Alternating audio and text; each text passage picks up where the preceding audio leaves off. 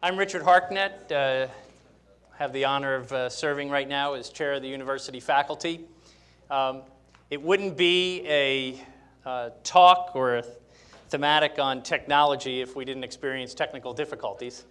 And so the good thing is that the one presentation that won't run was my little intro. So I can promise you it was spectacular. It was out of this world, and that's why it won't run. And so I'll do a little soft shoe. This is what we're here to discuss.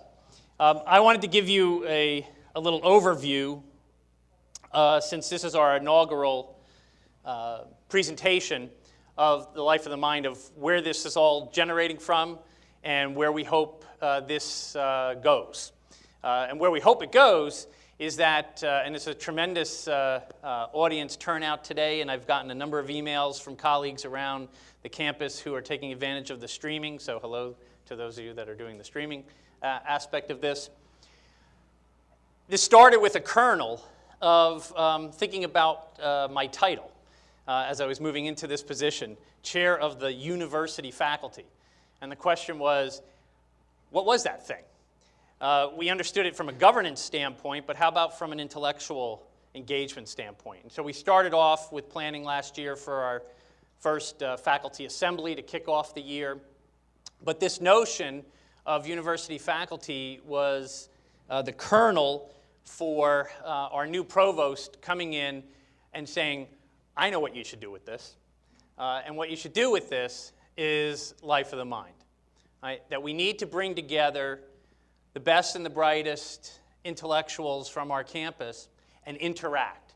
And so we set about charging myself and my colleague, Dean Victoria Montavon, to figure out a structure by which we could start to experience the life of the mind on this campus with each other. And what we came up with through a steering committee, and I want to thank that steering committee, Barbara Ramosak, Makram Sudan, you could, John Drury, Robert Richardson. We came together and tried to think about, well, what are some of the objectives besides just simply, not simply, but having an engagement intellectually on this campus with colleagues and recognizing the excellence that we have here. And what my presentation would have zoomed into was we decided to focus in on the notion of interdisciplinary conversations between and with UC faculty. Right? So the structure that we are going to use, and it's, I think, somewhat distinctive and unique, is to have 15-minute presentations. That's a challenge in and of itself, right? And link 3 different presentations per session with and across different disciplines and different perspectives. And so today, we've got somebody from engineering, someone from medicine, and someone from A&S philosophy. And again, you would have seen their bios and things of that nature on the presentation. So that's going to get replicated in a couple weeks in May. We'll have a second session of this. And then again in the fall with a different thematic, and in the spring. So what we're hoping through this structure is to actually bring folks that would not typically have been interacting with each other together. And again, the attendance here, for those of you that are watching streaming, we got a full house, and that's a terrific way to start this off. The folks that the steering committee selected for us to engage with were really thrown out quite a challenge, and I really want to thank Carlo, Christy, and John for stepping up as the first ones, because their challenge is even more significant, right? We gave them one word, told them they have 15 minutes to talk about it. That's the instruction that's behind Life of the Mind, right? And we hope that allowing that sort of expansiveness to the charge is both a little risk, but we hope we get a lot of reward out of it. And so it's their creativity in how they want to approach this particular theme, and today's theme is technology. And we'll do that again in a couple of weeks in May. So I think I've touched, it's hard to, when you think about having it flow in a presentation, and now I'm back to a poster here. I want to emphasize two final things.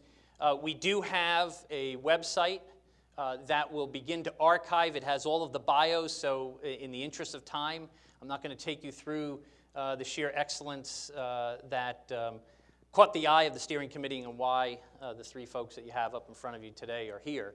We're going to push that out to the website.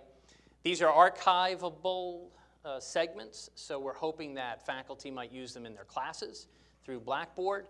We were talking with an alumni just this Friday, and they said, boy, that would be really cool if I'm at the airport, you give me an app, I can download this, and instead of reading the newspaper, I can listen to one of my old professors at UC for 10, 15 minutes. I thought that was a pretty good idea, and it would be a nice way to engage externally from the campus. So that website, we hope, will become an interactive resource for folks that want to access these talks down the road. Final thanks again to the steering committee for doing this, for our colleagues stepping up to the challenge, and in particular, our new, we have to drop the new, I guess, at some point in time, our provost, Santa Ono, for putting the energy and the desire behind this to make this happen. And he's in the back, as he usually is, and I want to just thank him for his support, because ultimately, I'm so glad that you guys took the time out. This is what we should be doing. I mean, that's the bottom line. So without further ado, let's begin Life of the Mind technology. And so the structure is just as follows. They're on a tight leash. We're going to go 15 minutes each, and that's my job to try to keep us to that. And then all three will come up to the front. We'll give them a chance to engage with each other a few minutes, and then open it up to the audience.